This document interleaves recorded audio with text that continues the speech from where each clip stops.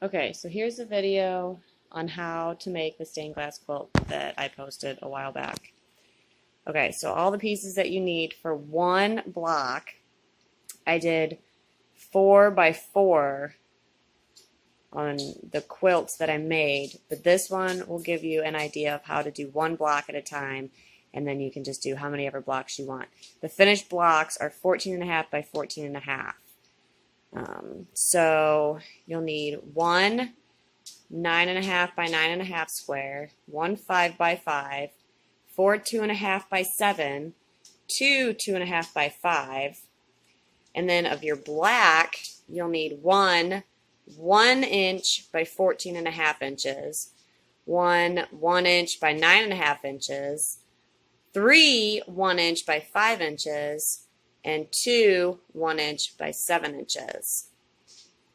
So once you get as many as you need, depending on how many blocks you want to make, just times that by how many blocks you want to make. Mine was 16, so I just times each number by 16 and cut out what I needed accordingly. So, and to make this project, I used only a 10-inch layer cake, and I didn't even use the whole thing. I think I was left over with like 4 to 6 pieces. I'm not exactly sure. So once you get all this cut out and your black pieces, you're ready to go. I also did put a 4.5-inch border around the outside once I was done with it, just so I could put it on the frame. So that's up to you, however big you want to make it. If you're making an actual quilt or if you're putting it on a wall hanging, the border size is up to you. This is just how you make one square, and then it's the same square all over, and you just rotate it, but we'll show you that later. So anyways, that's what you do, and then from there I will show you how I put it all together step by step, and we'll see how that goes. So as you can see, I went ahead and chained pieced all the pieces with the black borders on them, except 2 of my 2.5 by 7s, and then I also I wasn't able to sew on my black 1 by 14.5. So I sewed a black onto a 9.5, onto a 5, onto a 2.5 by 5, another 2.5 by 5, and 2 of my 2.5 by 7s. So from there, I go ahead and cut these apart and iron them out.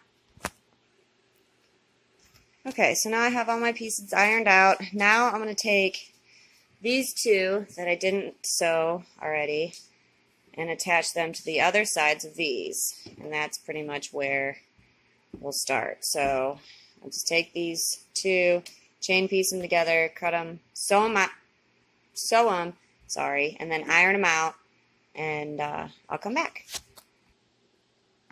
Okay, now they're ironed out, and when I iron them all, I like to put the seams toward the center. I mean, it's personal preference.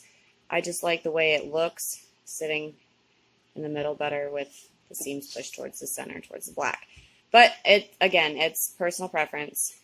So from here, okay, we take one of our 2.5 inch and add it on to the end of each one of these. Doesn't matter which end, because obviously you can just flip them around, but make sure you do sew them on the correct way. Sew them onto each end, and I'll come back.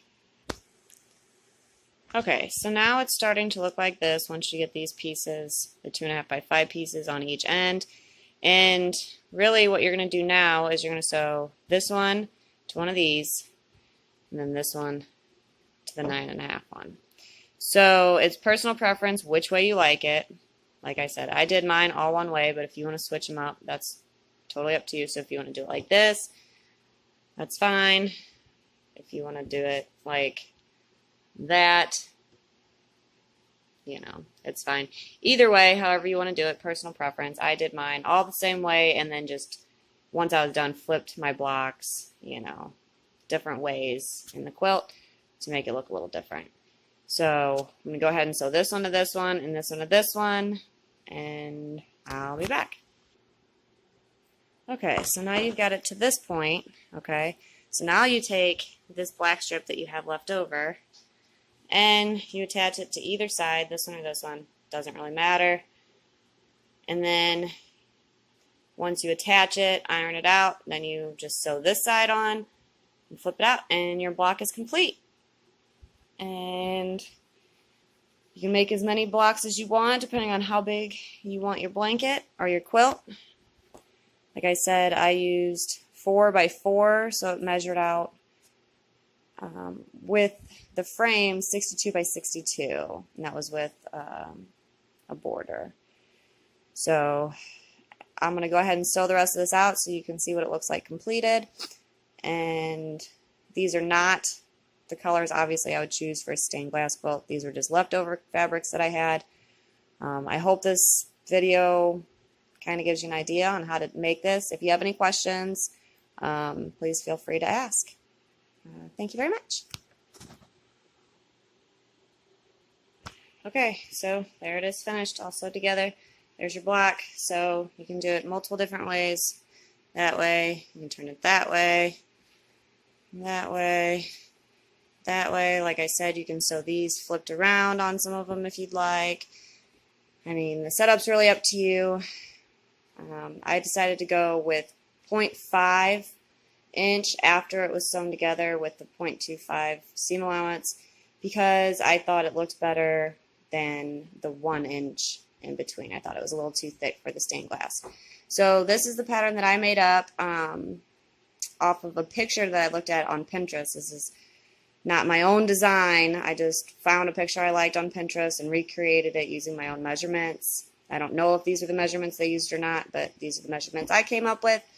And you guys seem to enjoy it. We're asking for my pattern. So here's my pattern. Again, if you have any questions, please feel free to ask. Thank you very much.